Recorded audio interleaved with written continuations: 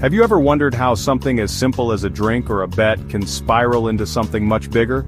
It's a question that many people never think to ask until it's too late.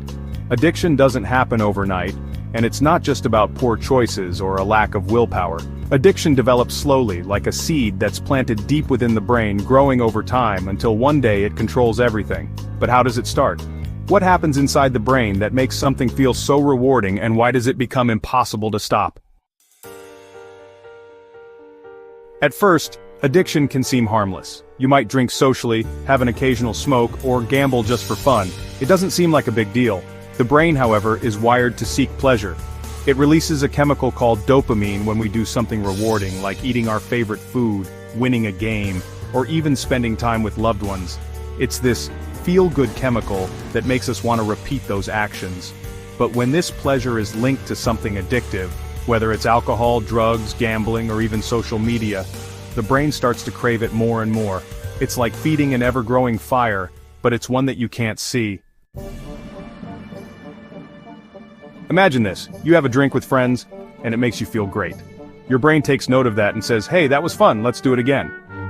The more you repeat this behavior, the stronger the link between the activity and the reward becomes. Over time, your brain becomes so used to that burst of dopamine that it starts craving it more intensely. What used to be a casual drink might turn into something more frequent. You might start to need it to feel normal, or to get through the stress of your day. This is the start of addiction, and it's how it slowly starts to take control of your life. As this cycle continues, your brain's chemistry starts to change. The more you engage in the addictive behavior, the more your brain gets used to the substance or the activity.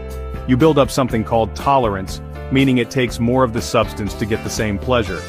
You need more to feel that same high, and it becomes harder to stop because your brain has rewired itself to need it. The feeling you once had from a small amount is no longer enough. It's the same principle behind why some people who start with a small amount of alcohol or drugs end up using more and more as time passes. But addiction doesn't just change your habits, it changes the way your brain works. The part of the brain that controls judgment and decision-making, called the prefrontal cortex, becomes less effective as the addiction takes hold. The part of the brain that controls emotions and memory, the limbic system, grows stronger and more connected to the addictive behavior. This means the more you indulge in the behavior, the more difficult it becomes to control your impulses, even when you know it's hurting you. It becomes harder to resist that urge, even when you don't want to act on it. There's also a genetic component to addiction. Studies have shown that people who have family members with addiction issues are more likely to develop addictions themselves. Certain genetic factors can make a person more sensitive to the rewarding effects of substances or behaviors, making it easier for addiction to take hold. For example, some people's brains may release more dopamine when they engage in a rewarding activity, which makes them more prone to becoming addicted. But genetics isn't the whole story. Environment also plays a huge role.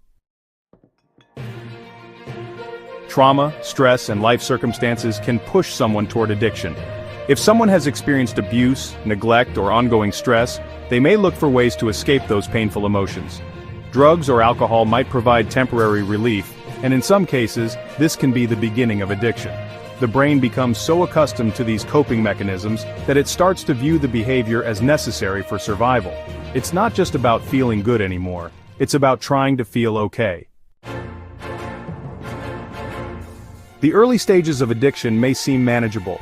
You might still be able to work, socialize, and carry on with your daily life. But as time goes on, the addiction takes up more of your energy. You start prioritizing the addictive behavior over everything else. Relationships get strained, work or school performance drops, your health starts to suffer. The addiction no longer brings the same joy it once did, but you keep going, chasing that feeling, trying to regain what you lost. This is the dangerous point where addiction has taken full control, and life begins to revolve around the need for that next fix. But here's the thing. Addiction doesn't have to define you.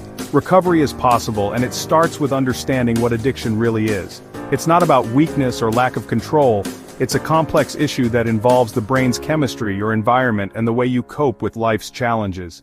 Healing takes time, but it's absolutely achievable. The brain's pathways can be rewired, and with support and effort you can break free from the cycle. If you or someone you know is struggling, there's hope. It's never too late to reach out for help. Addiction is a journey, but recovery is just as powerful. So how does addiction develop? It's a slow, painful process that starts with a simple choice, but grows into something that controls your life. But with understanding, support, and determination, that cycle can be broken. Think about your own life for a moment. Do you recognize any small habits that could grow into something bigger? And if you or someone you know is facing addiction, remember, you're not alone. Recovery starts with the first step. Got a question about how something really works? Drop it in the comments and we might cover your topic in our next video.